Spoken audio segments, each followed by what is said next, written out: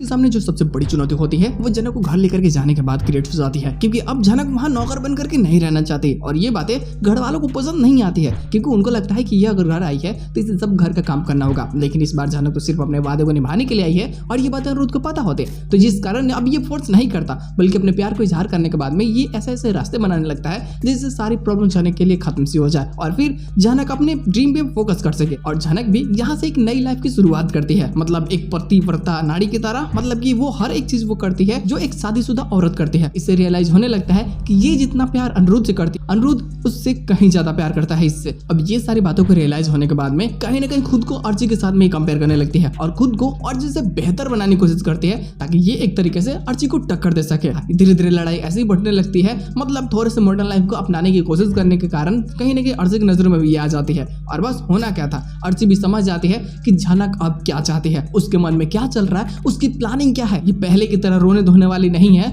बल्कि अब ये समझो कि मुंह तोड़ जवाब भी देगी। तो ये तो नई प्लानिंग्स बनाती है अर्ची ताकि जनक को रोक सके, बल्कि एक बार को बदनामी करवाने के लिए भी नए प्लॉट्स क्रिएट किए जाते हैं। समझो कि बस उस मॉडलिंग करियर में जब ये एंटर करती है फिर से, तो थोड़े से मुंह पे कालिक लगवाने के लिए, ताकि लोगों की नजरों में जनक की गलत इमेज बने। और इसके लिए पहले भी अर्ची ने कोशिश की थी, लेकिन इस बार वो जानबूझ करके और अच्छे तरीके से करती है। अब जनक को बदनाम होने से रोकने के लिए कहीं ना कहीं अनिरुद्ध अपने जो भी इतनी पावर है ना उसको यूज करने का फैसला करता है। ये सारे प्लॉट्स बहुत मजेदार होने वाले हैं। हालांकि इन सभी प्लॉट्स को देखने के लिए हमें कुछ नए प्रोमोस को भी देखना होगा ताकि इन सभी चीजों को अच्छे से एक्सप्लेन किया जा सके। वैसे इसका प्रोमो एक आने वाला है, लेकिन फिलहाल आया नहीं है। बिपाशा को भी मुंह तोड़ जवाब देती है और उसका सही औकात उस घर में क्या है ये सबके सामने बताती है। लेकिन सबसे बड़ी मुसीबत उसके लिए कहीं ना कहीं अनिरुद्ध का डैडी होता है। वो पैसे से एक वकील तो है और उसके पास में अच्छी खासी नॉलेज है भाई कानून का, तो वो इसका गलत फायदा उठाता है। जनक के खिलाफ में उसको बदनाम करवाने में वो अर्ची की मदद करता है। और ये सारी चीजें ना कहीं ना कहीं अनिरुद्ध जब जान जाता है तो उसे भी अपने पिता से मोहभंग होना लाजमी है। हो सकता है कि वो बाद में उनके खिलाफ खड़ा हो जाए और धीरे धीरे चीजें और ज्यादा ही कॉम्प्लिकेटेड बनेंगे, क्योंकि यहाँ से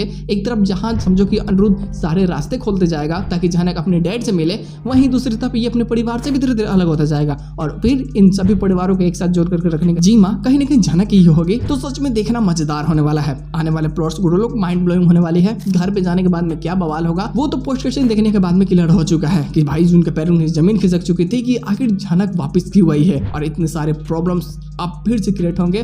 तो तुम सोच सकते हो बलि की बकरा कौन होगा, मतलब जो भी अब आएगा ना उसके रास्ते में अब जनक उसको बहुत अच्छे तरीके से सबक सिखाएगी। तो मैं तो गुरु लोग बहुत ज्यादा एक्साइटेड हूँ इस प्रोमोस और प्लॉट्स को लेकर के। मजा आने वाला है, इंतजार है बस नए प्रोमो का। देखते हैं लोग कल के एपिसोड में और क्या बेहतरीन चीजें हो सकती है। तो कल का एपिसोड भी मजेदार होगा, मिस मत करना प्लीज यार। आज का देख लिया हो तो बेहतरीन है, नहीं तो अगर नहीं देखे हो तो प्लीज जा करके देखो यार। 70,000 से ज्यादा लोगों ने देख लिया है, पता नहीं तुम कितना लेट करोगे।